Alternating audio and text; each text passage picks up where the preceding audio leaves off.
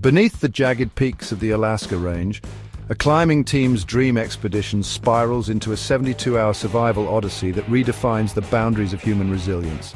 This forensic reconstruction, based on declassified rescue logs, survivor interviews and pararescue after-action reports, chronicles how a routine ascent became a textbook case of cascading failures and miraculous interventions. From the neurochemistry of panic to the aerodynamics of rotor blades in katabatic winds, we dissect every thread in the tapestry of catastrophe and courage. The Hidden Mountains' schist formations, metamorphic rock layers compressed over 300 million years, present a geological trapdoor. While satellite imagery suggested solid ridgelines, summer meltwater had percolated into microfractures, creating rotten armor conditions where surface stability masked internal decay.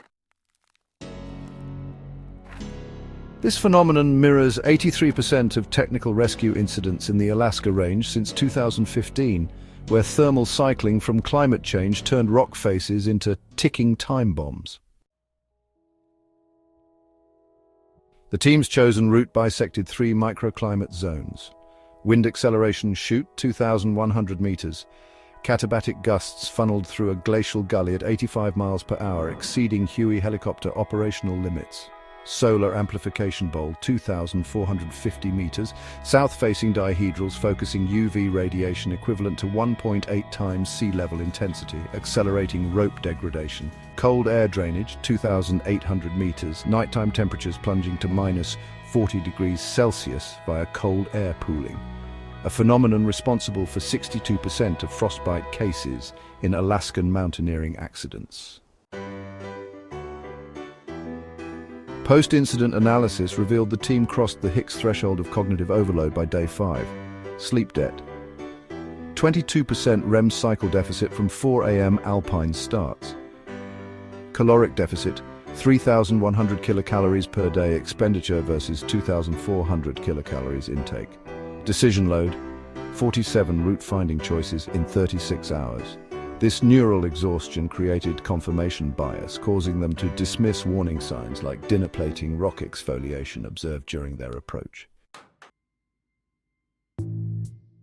Emmett's 150-meter fall presents a chilling case study in vertical trauma. Phase 1, 0 to 2.3 seconds. Freefall acceleration to 53 miles per hour. G-forces shearing protection pins. Phase 2, 2.3 to 4.1 seconds. Rock impact fracturing L3 vertebra, inducing neurogenic shock. Phase 3, 4.1 to 6.8 seconds. Tumbling descent ripping 3 anchor systems, creating 200 kilograms of airborne debris.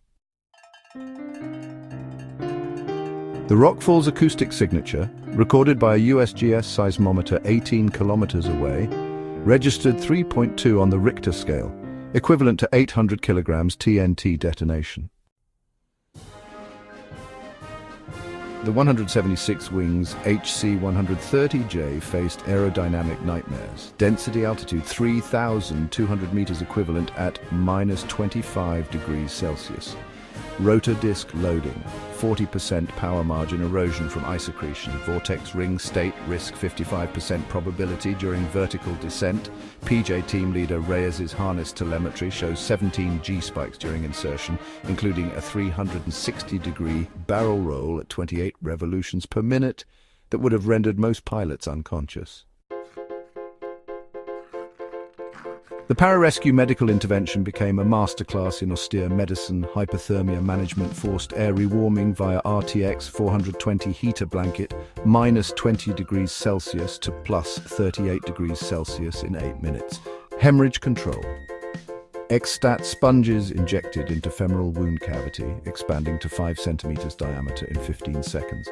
Pain mitigation ketamine, Pfizer nerve block, cocktail delivered via intraosseous drill to sternum. Stranded climber Lauren's journal entries reveal time dilation effects. Hour 12, watch stopped. Sun moves backward. Hour 28, rocks breathing, voices in wind. Hour 41, acceptance, bones becoming mountain. Neuropsychologists attribute this to prefrontal cortex hypometabolism, with glucose consumption dropping to 12% of baseline. Post-mission psych evals showed 83% of PJs experienced savior's guilt, a newly classified trauma subtype marked by hypervigilance to mechanical sounds. 67% reported helicopter tinnitus, survivor identity erosion with diaries asking why him, not me, somatosensory flashbacks with 93% experiencing phantom harness pressure. The experimental RescueNet system used in this operation analyzed 14 terabytes of historical rockfall patterns. It included real-time LiDAR deformation mapping and PJ biometric feeds for fatigue prediction.